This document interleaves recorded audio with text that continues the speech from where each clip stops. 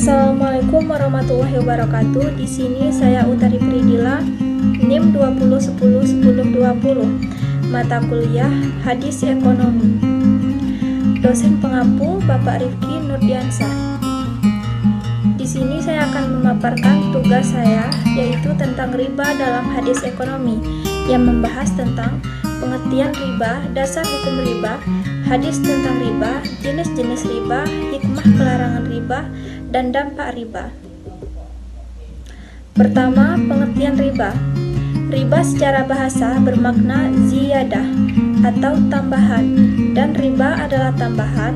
Namun yang dimaksud riba dalam ayat Al-Quran itu setiap penambahan yang diambil tanpa adanya transaksi, pengganti atau penyeimbangan yang dibenarkan syariah. Sedangkan secara istilah teknis, riba berarti pengambilan tambahan dari harta pokok atau modal secara batil. Selanjutnya, dasar hukum riba. Dalam surah Ali Imran ayat 130 yang berarti, "Hai orang-orang beriman, janganlah kamu memakan riba dengan berlipat ganda, dan bertakwalah kamu kepada Allah, supaya kamu mendapat keuntungan."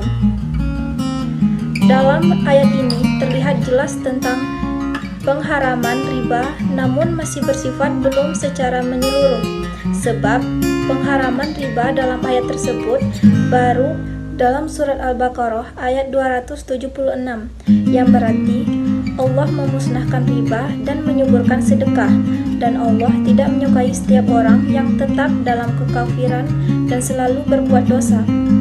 Begitu pula dengan surat Al-Baqarah ayat 278 yang berarti, "Hai orang-orang yang beriman, bertakwalah kepada Allah dan tinggalkan saja riba, jika kamu orang-orang yang beriman." Hadis tentang riba.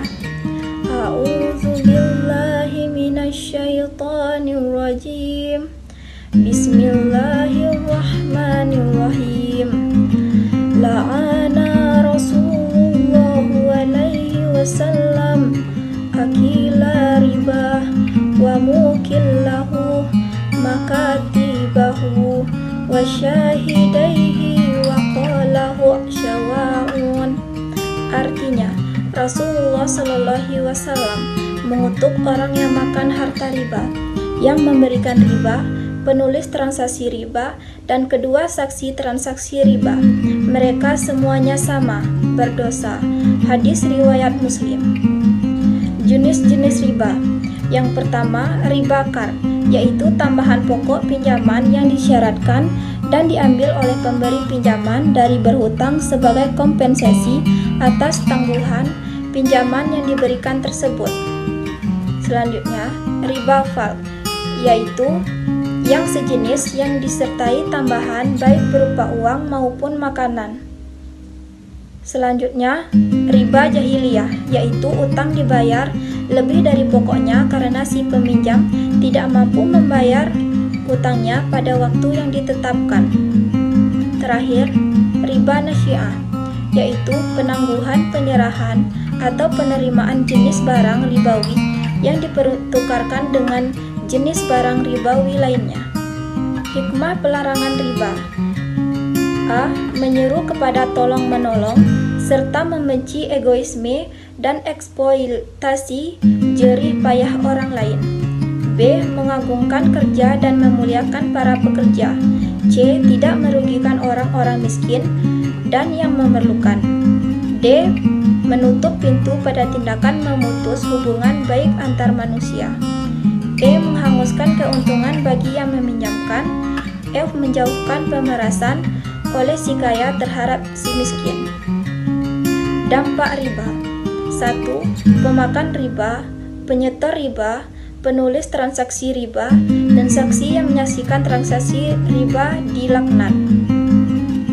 2. Riba mendatangkan azab kepada suatu negeri, bukan hanya kepada pemakan saja. 3. Riba merusak kehormatan orang lain. 4. Riba menjerumuskan kepada kemiskinan. 5. Riba mendatangkan penceklik atau kekeringan. Baiklah, itu saja pemaparan tugas dari saya. Semoga bermanfaat. Saya tutup dengan wassalamualaikum warahmatullahi wabarakatuh.